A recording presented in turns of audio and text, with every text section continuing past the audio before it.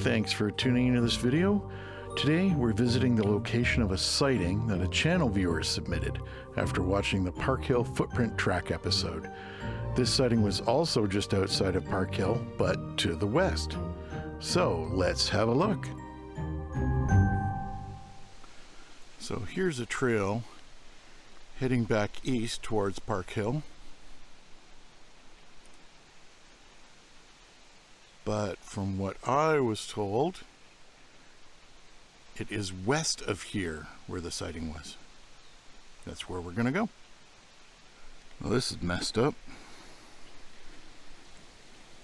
It is very tangled back in here.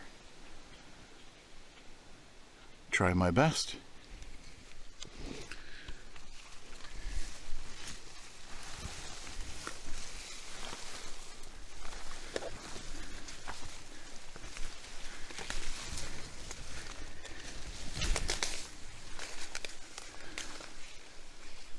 What a tangled mess.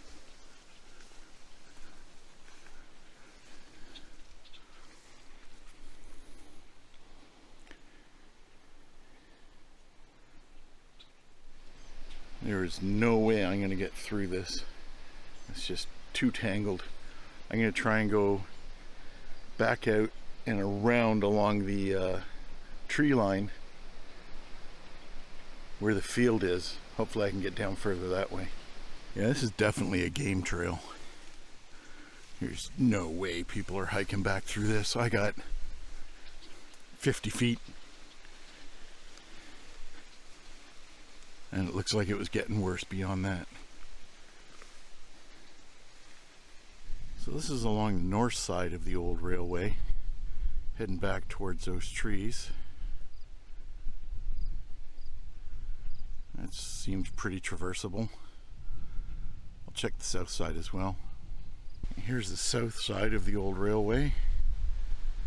Traversable as well, but I think I'd be tramping on the crop an awful lot as opposed to the other one's a little clearer.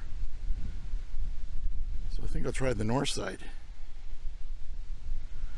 I'm gonna have a look down the eastern trail here for a bit, just because it's an easier go.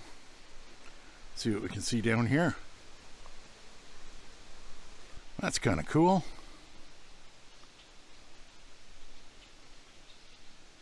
Don't really think it means anything. Just wind knocked it down probably.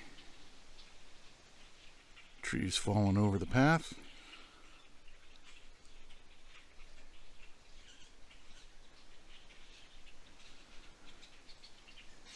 This trail seems pretty well maintained, so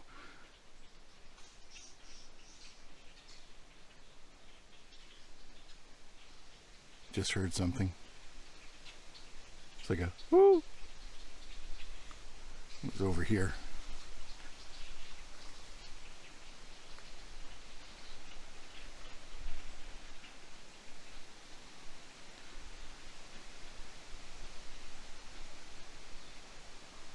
I heard it down there again. Must be some kind of a bird, because I haven't heard anything moving through the bushes. There's a lot of branches hung up in trees here.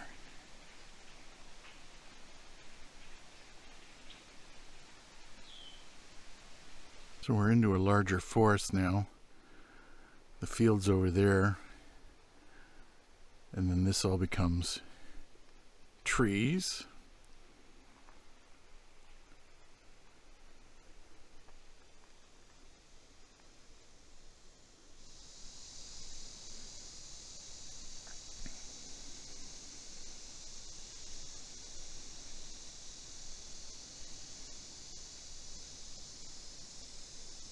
I don't know. I would expect it to be deeper. We're back in an area where the field comes up close to the trail again. And then on the other side is field as well.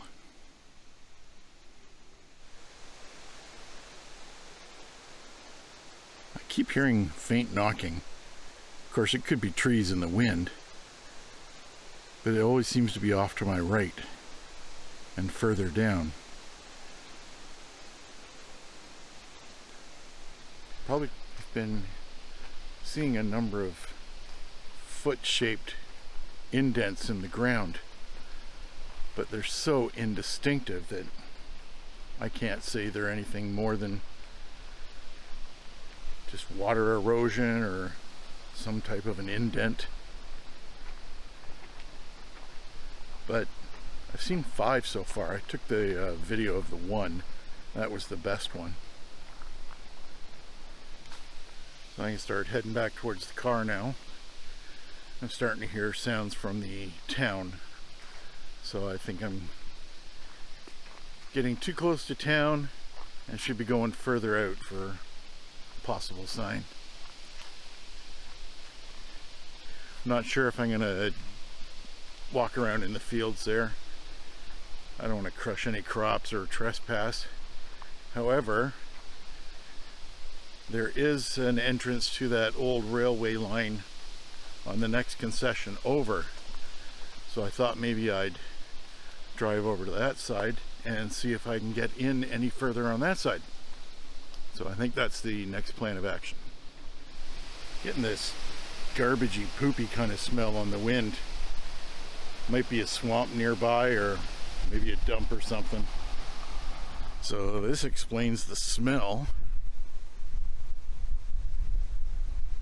Yes, those are dead pigs.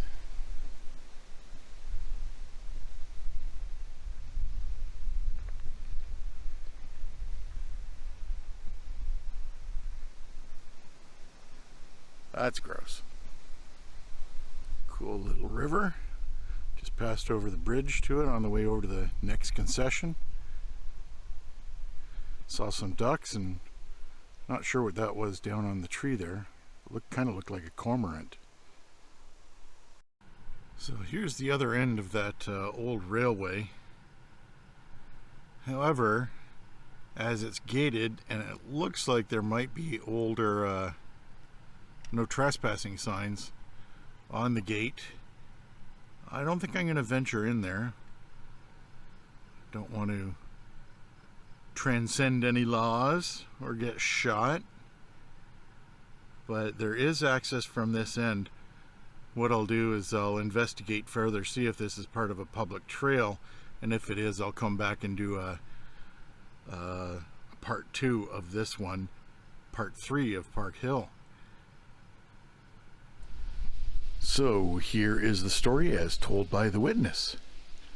I seen him 3 miles down the tracks with all my friends in the early 2000s in Parkhill. Definitely something greasy lurking around that town. It was down the old train tracks heading west. The tracks intersect with McIntyre Road. We called it 3 o'clock road.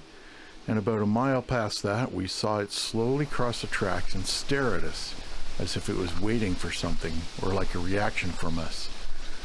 It's a long, wild story with 6 witnesses, and coincidentally it was around 2005, like the sighting in the other video. Could it have been a homeless person, or could it have moved on? Possibly, but this didn't look or behave like a normal person. It was the mass and the dark hairy silhouette that really stood out. Made my 4-year-old sister break down because she thought she was going to be eaten by a Bigfoot. LOL. We were all scared though. It was very odd and far out in the sticks with only our bicycles. We were kids, so no one believed us, but I saw what I saw, and I wouldn't remember it to this day so vividly if it didn't happen. So let's have a look at our viability checkpoints. Seclusion. Very secluded. Nothing but forests and farm fields for hundreds of kilometers all around.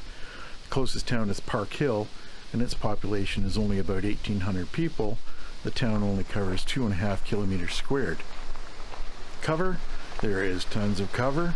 There are interconnecting forests all over the area and river valleys. Food. Lots of crops to be had, and of course all of the usual rural, terrestrial, and aquatic wildlife. Water, lots of rivers and creeks around, and of course the dammed lake and river on the north side of Parkhill in the conservation area. Points of interest. The sighting was on an old railway line, the Sasquatch Highway, and it is the second sighting noted in the same area and in the same year. Very cool. Well, that's it for this episode. Thanks so much for taking the time to watch. I certainly do appreciate that. Please do let me know if you've had any experiences where you are. I would love to hear about it. You can comment below or email me at uppercanadasasquatch@gmail.com. Thanks again, and we'll see you in the next one.